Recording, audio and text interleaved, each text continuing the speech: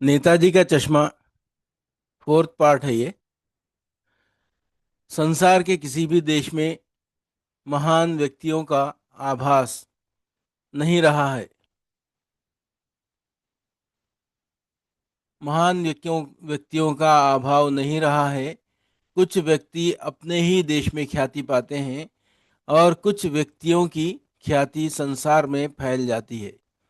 संसार के विख्यात व्यक्तियों के जीवन पर यदि दृष्टि डाली जाए तो चाहे वो देशभक्त हों या वैज्ञानिक, साहित्यकार हों या दार्शनिक अथवा उद्योगपति, सभी में कुछ विशेषता अवश्य ही मिलेगी। ऐसे व्यक्ति संसार में बहुत कम हैं जो जन्म से ही विख्यात हुए हों। अधिकांशतः लोगों को ये ख्याति उनके चरित्र बल और उद्यम से ही प्राप्त होती है। संसार में ऐसे मनुष्य कम नहीं हैं जिनका साधारण परिवार में जन्म हुआ, किंतु वे अपनी बुद्धि और लगन के कारण बहुत ऊंचे उठ गए। प्रतिदिन संसार में अनेक मनुष्य जन्म लेते हैं और मरते हैं, पर सभी का नाम उनकी मृत्यु के बाद यहाँ नहीं टिका रहता। इंग्लिश में उसका मीनिंग है, in every country of the world there has never been a shortage of great people. Some people become famous only in their own country, while some become famous all over the world. If we look at the lives of world famous people, whether they are patriots, scientists, writers, philosophers, or industrialists, we will find some special qualities in all of them. Very few people become famous from birth. Most people gain fame because of their strong character and hard work. There are many people who were born in simple families, but they rose to great heights because of their intelligence and dedication. Every day, many people are born and many die, but not everyone's name remains after their death. ప్రపంచంలోని ఏ దేశానికైనా గొప్ప వ్యక్తుల కొరత ఎప్పుడూ ఉండలేదు. కొంతమంది వ్యక్తులు తమ దేశంలోనే ప్రసిద్ధి పొందుతారు, మరికొందరి ఖ్యాతి ప్రపంచమంతా వ్యాపిస్తుంది. ప్రపంచ ప్రసిద్ధులైన వ్యక్తుల జీవితాలను పరిశీలిస్తే వారు దేశభక్తులు కావచ్చు, శాస్త్రవేత్తలు కావచ్చు, సాహితీవేత్తలు, తత్వవేత్తలు లేదా పారిశ్రామికవేత్తలు కావచ్చు. అందరిలోనూ ఏదో ఒక ప్రత్యేక గుణం కనిపిస్తుంది. పుట్టుకతోనే ప్రసిద్ధి పొందిన వారు చాలా అరుదు. ఎక్కువ మంది తమ స్వభావ బలం మరియు కష్టపడే తత్వం వల్లే ఖ్యాతిని సంపాదిస్తారు. సాధారణ కుటుంబంలో పుట్టిన వారు కూడా తమ బుద్ధి, పట్టుదల వల్ల చాలా ఉన్నత స్థాయికి చేరుకున్నారు. ప్రతిరోజు అనేక మంది పుడతారు, మరణిస్తారు, కానీ అందరి పేర్లు మరణించిన తర్వాత నిలిచిపోవు. उर्दू में इसका तर्जुमा है, दुनिया के किसी भी मुल्क में अजीम शख्सियतों की कमी नहीं रही. कुछ लोग सिर्फ अपने मुल्क में मशहूर होते हैं और कुछ की शोहरत पूरी दुनिया में फैल जाती है. अगर दुनिया के मशहूर लोगों की ज़िंदगी पर नज़र डाली जाए, चाहे वो मुहिब वतन हों, साइंसदान हों, अदीब हों, फ़लसफ़ी हों या सनतकार, तो उन सब में कोई न कोई ख़ास खूबी ज़रूर मिलती है. ऐसे लोग बहुत कम होते हैं जो पैदाइश से ही मशहूर हों. ज़्यादातर लोग अपने किरदार की ताकत और मेहनत से नाम कमाते हैं. दुनिया में ऐसे बहुत से इंसान हैं जिनका जन्म आम ख़ानदान में हुआ, लेकिन उन्होंने अपनी अक़ल और लगन से बहुत ऊंचा मकाम हासिल किया. रोज़ाना कई लोग पैदा होते हैं और मर जाते हैं, लेकिन सबके नाम मरने के बाद बाकी नहीं रहते. मनुष्य में विनय, उदारता, कष्ट सहिष्णुता, साहस आदि चारित्रिक गुणों का विकास अत्यावश्यक है. इन गुणों का प्रभाव उनके जीवन पर पड़ता है। ये गुण व्यक्ति के जीवन का अहंकारहीन या सादा बनाते हैं। ये गुण व्यक्ति के जीवन को अहंकारहीन या सादा बनाते हैं। सादा जीवन या सादगी का अर्थ है रहन सहन, वेशभूषा और आचार विचारों का एक निर्दिष्ट स्तर। जीवन में सादगी लाने के लिए दो बातें विशेष रूप से करनीन हैं। पहला, कठिन से कठिन परिस्थितियों में धैर्य को न छोड़ना। दूसरा, अपनी आवश्यकताओं को न्यूनतम बनाना।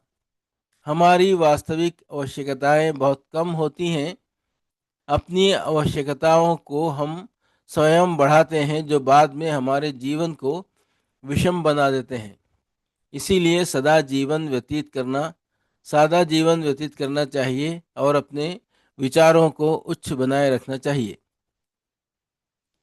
It is very important for a person to develop qualities like humility, generosity, patience, and courage. These qualities affect a person's life. They make life simple and free from ego.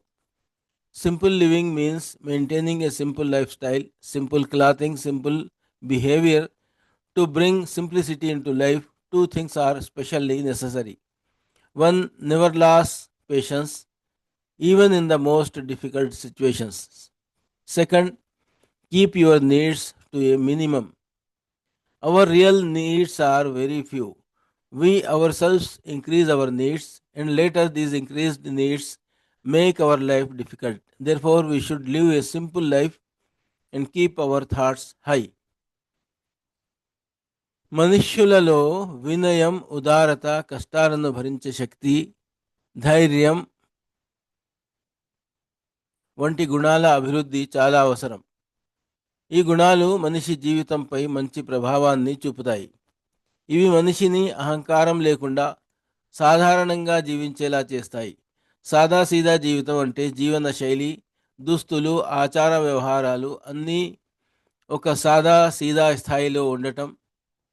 జీవితం సులభంగా ఉండాలంటే రెండు విషయాలు ముఖ్యము. ఒకటి, ఎంత కష్టమైన పరిస్థితుల్లోనూ ఓర్పు కోల్పోవద్దు. రెండవది, మన అవసరాలను చాలా తగ్గించుకోవాలి. మన నిజమైన అవసరాలు చాలా తక్కువ. అవసరాలను మనమే పెంచుకుంటాం. తర్వాత ఇవే మన జీవితం కఠినంగా మారేలా చేస్తాయి. అందువల్ల మనం సాదాసీదా జీవితం గడపాలి మరియు మన ఆలోచనలను ఉన్నతంగా ఉంచాలి. इंसान में आजिज़ी, सखावत, तकलीफ़ बर्दाश्त करने की सलाहियत और हौसला जैसे अखलाक़ी औसाफ का होना बहुत ज़रूरी है. ये सिफ़ात इंसान की ज़िंदगी पर अच्छा असर डालती हैं. ये इंसान को तकब्बुर और सादा ज़िंदगी वाला गुजारने वाला बनाती हैं. सादा ज़िंदगी का मतलब है सादा रहन सहन, सादा लिबास और सादा तर्ज अमल. ज़िंदगी में सादगी लाने के लिए दो बातें बहुत ज़रूरी हैं. एक, मुश्किल से मुश्किल हालात में भी सब्र न छोड़ना. दूसरा, अपनी ज़रूरतों को कम से कम रखना. हमारी असल ज़रूरतें बहुत कम होती हैं. हम खुद अपनी ज़रूरतों को बढ़ाते हैं और बाद में यही बढ़ती हुई ज़रूरतें हमारी ज़िंदगी को मुश्किल बना देती हैं. इसलिए हमें सादा ज़िंदगी गुजारनी चाहिए और अपने ख्यालात को बुलंद रखना चाहिए. प्रश्न: मनुष्य के जीवन को जटिल बनाने वाले कारण क्या हो सकते हैं? इसका आंसर है अहंकार, आडंबर और बढ़ती हुई अनावश्यक आवश्यकताएं मनुष्य के जीवन को जटिल बनाती हैं. Ego, shyness and increasing unnecessary needs make a person's life complicated. అహంకారం, ఆడంబరం, అవసరం లేని కోరికలను పెంచుకోవడం మనిషి జీవితాన్ని సంక్లిష్టం చేస్తాయి. गुरूर, दिखावा और गैर ज़रूरी ज़रूरतों को बढ़ाना इंसान की ज़िंदगी को पेचीदा बना देते हैं. दूसरा सवाल है, कैसा जीवन हमें प्रकृति से जोड़ता है।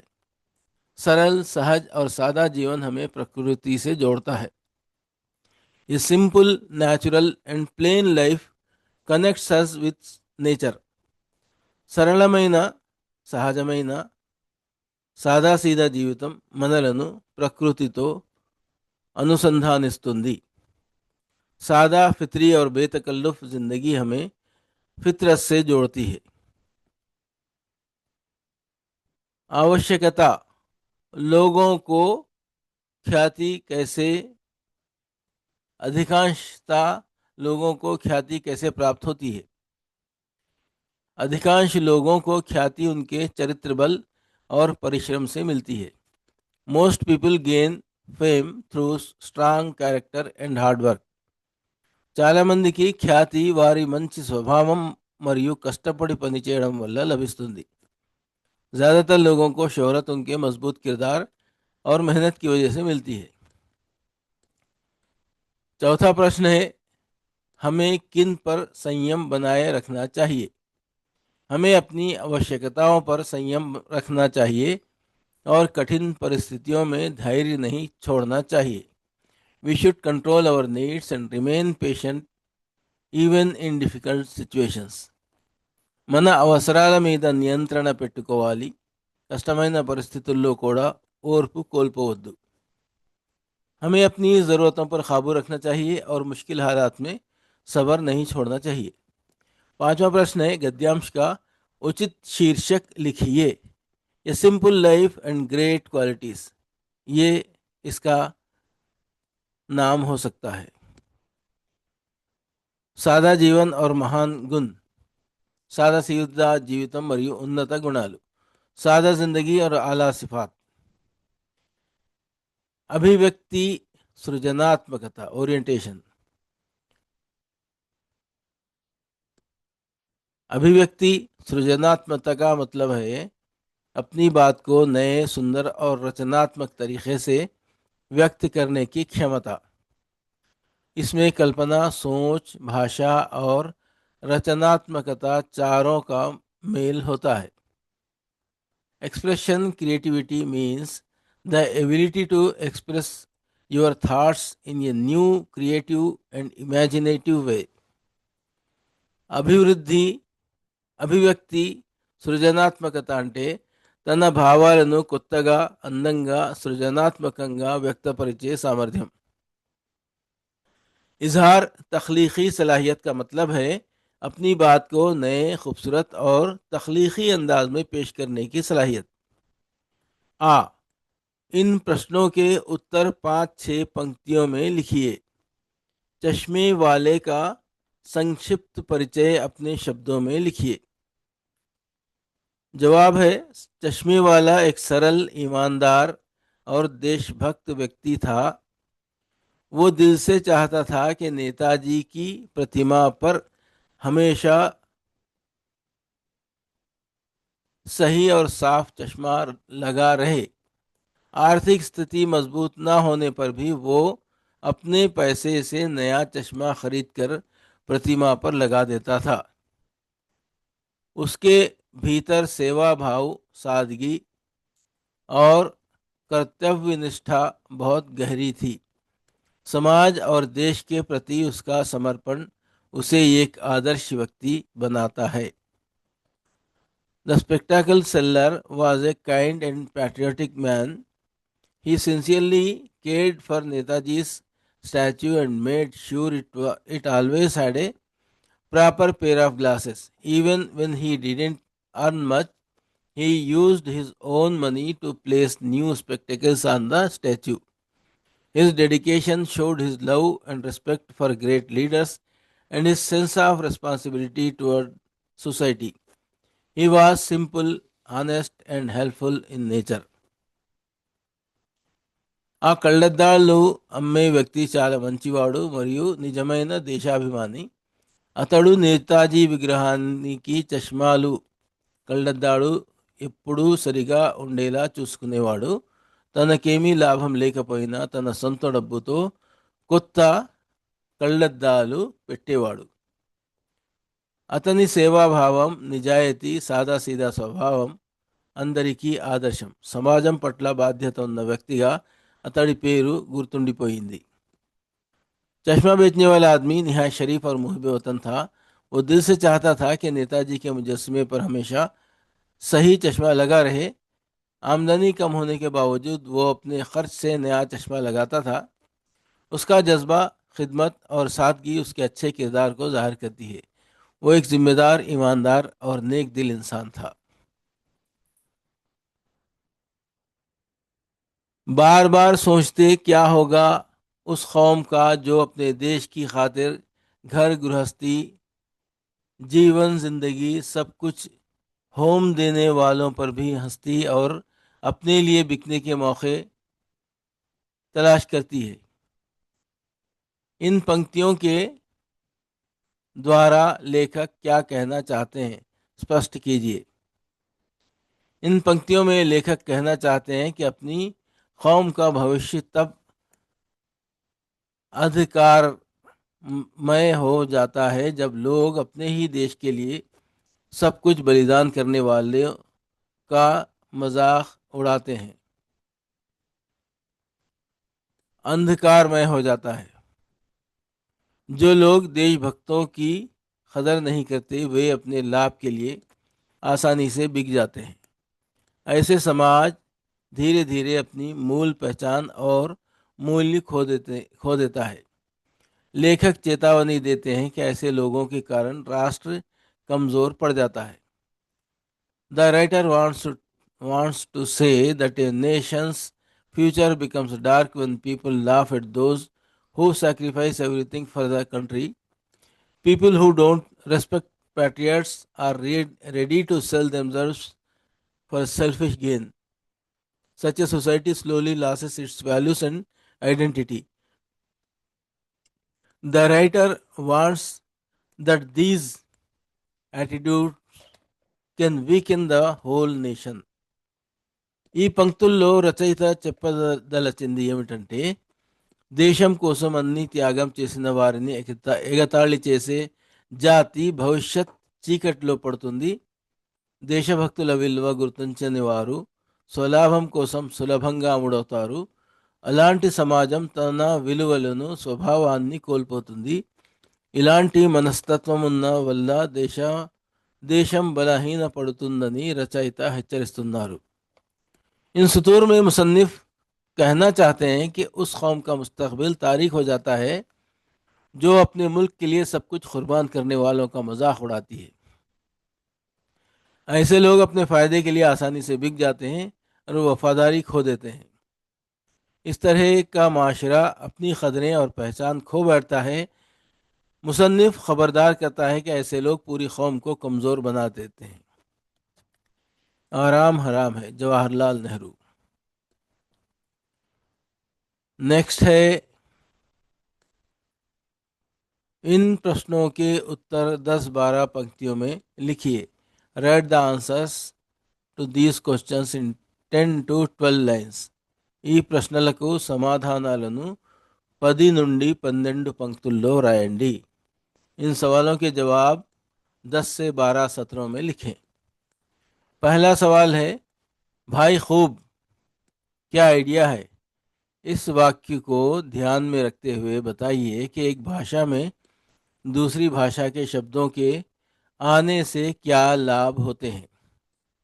इसका आंसर है जवाब, जब एक भाषा में दूसरी भाषा के शब्द आते हैं तो भाषा और समृद्ध हो जाती है, शब्दों की विविधता बढ़ती है और बोलने का तरीक़ा सुंदर बनता है. लोग अपनी भावनाएं अधिक स्पष्ट और प्रभावी ढंग से व्यक्त कर पाते हैं. कठिन विचार भी आसानी से समझाए जा सकते हैं. भाषा में नवीनता और आधुनिकता महसूस होती है. अलग अलग भाषाएं बोलने वाले लोग एक दूसरे को बेहतर समझने लगते हैं. इससे संचार में दूरी कम होती है. कई बार दूसरी भाषा का शब्द मूल शब्द से ज़्यादा उपयुक्त लगता है. भाषा का शब्द भंडार भी बढ़ जाता है.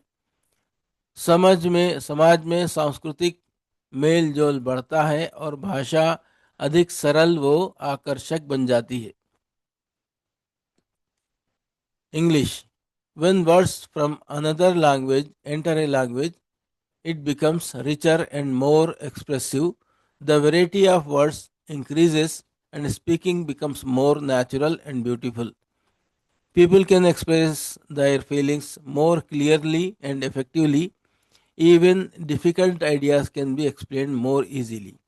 The language gains freshness and modern touch. People from different language backgrounds understand each other better. This reduces communication gaps and brings people closer. Sometimes a borrowed word fits better than the original word. The vocabulary expands greatly, cultural exchange increases, and the language becomes easier and more attractive to use. తెలుగులో దీని అర్థం ఒక భాషలోకి మరో భాష పదాలు వచ్చినప్పుడు ఆ భాష మరింత సంపన్నంగా మారుతుంది. పదాల వైవిధ్యం పెరుగుతుంది, మాటలలో అందం కనిపిస్తుంది, భావాలను స్పష్టంగా ప్రభావవంతంగా చెప్పడం సులభమవుతుంది, క్లిష్టమైన ఆలోచనలు కూడా సులభంగా వివరించవచ్చు. భాషలో కొత్తదనం, ఆధునికత పెరుగుతుంది. వేరువేరు భాషల వారు ఒకరినొకరు బాగా అర్థం చేసుకుంటారు. సంభాషణలోని దూరాలు తగ్గుతాయి. చాలాసార్లు పరాయి భాష పదం అసలు పదం కన్నా బాగా సరిపోతుంది. పదజాలం విస్తరిస్తుంది. సమాజంలో సాంస్కృతిక కలయిక పెరుగుతుంది. భాష మరింత స్నేహపూర్వకంగా మారుతుంది. जब एक ज़बान में दूसरी ज़बान के अल्फाज शामिल होते हैं तो ज़बान ज़्यादा मालदार और ख़ूबसूरत हो जाती है. अल्फाज की गुनागों शक्लें बढ़ती हैं और बातचीत ज़्यादा मौसर बन जाती है. लोग अपनी बात ज़्यादा वाज़ेह अंदाज में बयान कर सकते हैं. मुश्किल ख़यालात भी आसानी से समझाए जा सकते हैं. ज़बान में ताजगी और जिद्दत पैदा होती है. मुख्तलिफ़ ज़बानें बोलने वाले लोग एक दूसरे को बेहतर समझने लगते हैं, जिससे फ़ासलों में कमी आती है. बाज़ अवक़ात दूसरी ज़बान का लफ्ज़ असल लफ्ज़ से ज़्यादा मुनासिब लगता है. ज़बान का ज़ख़ीरा वसी हो जाता है और माशरती मेल जोल बढ़ता है. इसी तरह ज़बान ज़्यादा आसान, दिलकश और काबिल फ़हम बन जाती है. नेताजी का चश्मा में देशभक्ति का मार्मिक प्रतिबिंब है. इसे अपने शब्दों में स्पष्ट कीजिए. नेताजी का चश्मा कहानी में देशभक्ति की भावना बहुत मार्मिक रूप में दिखाई देती है. चश्मे वाला व्यक्ति नेताजी की मूर्ति को बहुत सम्मान देता है, जैसे वे सच में उसके सामने हों. वो जानकार पैसा नहीं लेता, फिर भी नेताजी के लिए नया चश्मा लगाता है.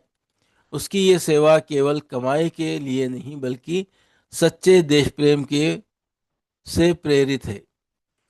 वो मानता है कि देश के महान नेता हमेशा सम्मान के योग्य हैं.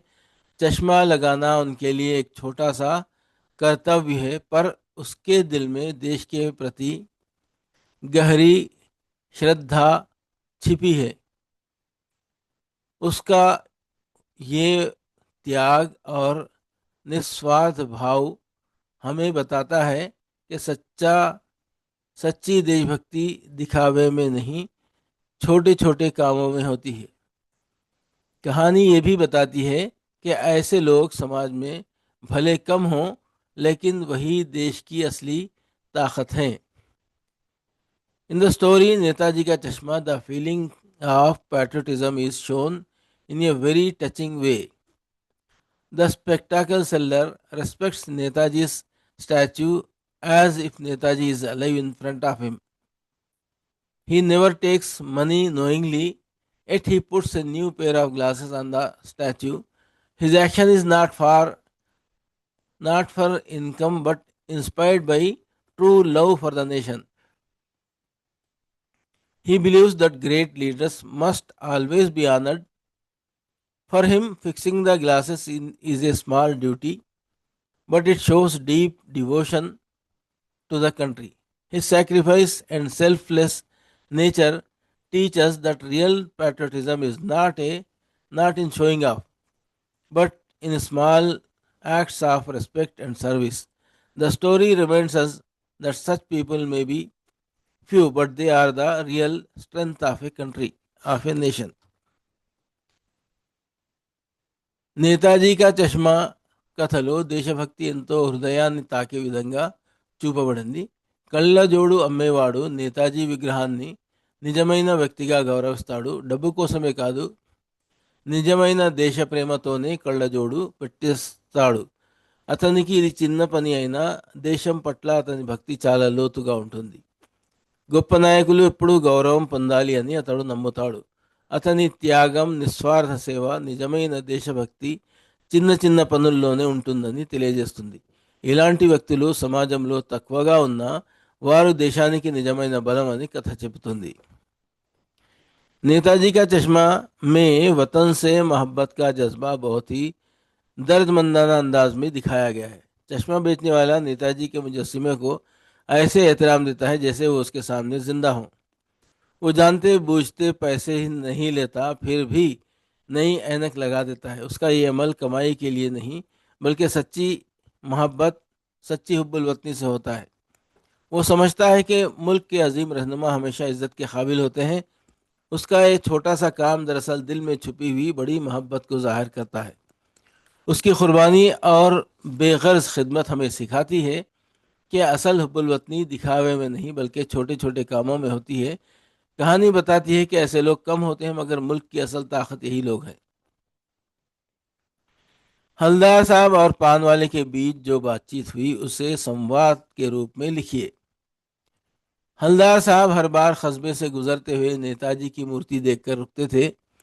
उन्होंने पान वाले से पूछा कि मूर्ति का चश्मा बार बार कैसे बदला जाता है. पान वाले ने बताया कि चश्मे वाला कैप्टन ग्राहक आने पर मूर्ति का चश्मा उतार कर बेच देता और दूसरा लगा देता.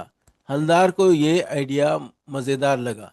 असली चश्मे के बारे में पूछने पर पान वाले ने मजाक में कहा कि बनाने वाला भूल गया. जब हलदार ने पूछा कि क्या कैप्टन आज़ाद हिंद फौज का सिपाही है तो पान वाला बोला वो तो लंगड़ा और थोड़ा पागल है.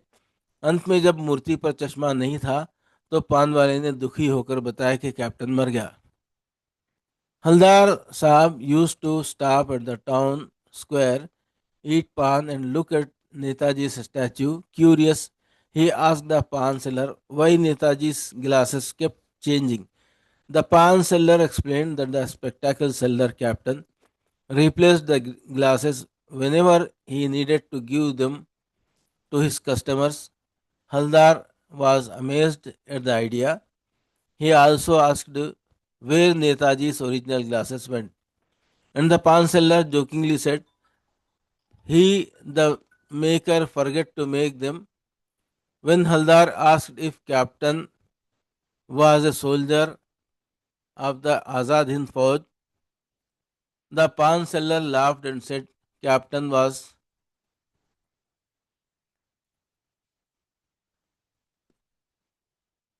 lame and mentally unstable. Finally, when Haldar noticed the statue had no glasses one day, the pan seller sadly told him that Captain had died. Haldar ప్రతిసారి పట్టణం దాటేటప్పుడు నేతాజీ విగ్రహాన్ని చూసి ఆగేవాడు. ఆ రోజు అతను పాన్ వాడిని అడిగాడు, విగ్రహానికి కళ్ళజోడు ఎందుకు మారుతుంటుంది? పాన్ వాడు చెప్పాడు, కెప్టెన్ అని కళ్ళజోడు అమ్మేవాడు కస్టమర్కు అవసరమైతే విగ్రహం మీదున్న కళ్ళజోడునే తీసి అమ్మేస్తాడు, తర్వాత మరోది పెట్టేస్తాడు. హల్దార్కు ఈ ఆలోచన ఆశ్చర్యంగా అనిపించింది. అసలైన కళ్ళజోడు గురించి అడగగా పాన్వాడు తయారు చేయడం మర్చిపోయాడు అని సరదాగా అన్నాడు. హల్దార్ కెప్టెన్ ఆజాద్ హింద్ ఫౌజ్ సైనికుడా అని అడిగితే పాన్వాడు నవ్వుతూ అతను లంగడా, కొంచెం పిచ్చివాడని చెప్పాడు. కుంటి మరియు కొంచెం పిచ్చివాడని చెప్పాడు. చివరికి విగ్రహంపై కళ్ళజోడు కనిపించకపోవడంతో అతను అడిగితే కెప్టెన్ చనిపోయాడని పాన్వాడు బాధతో చెప్పాడు.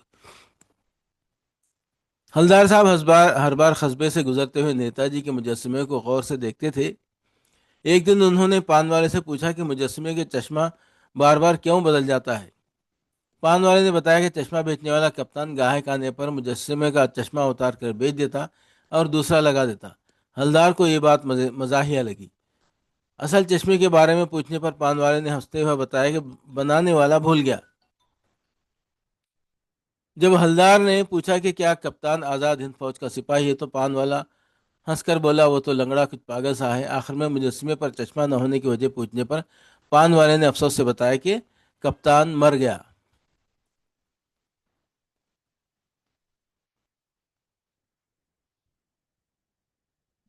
हेलो।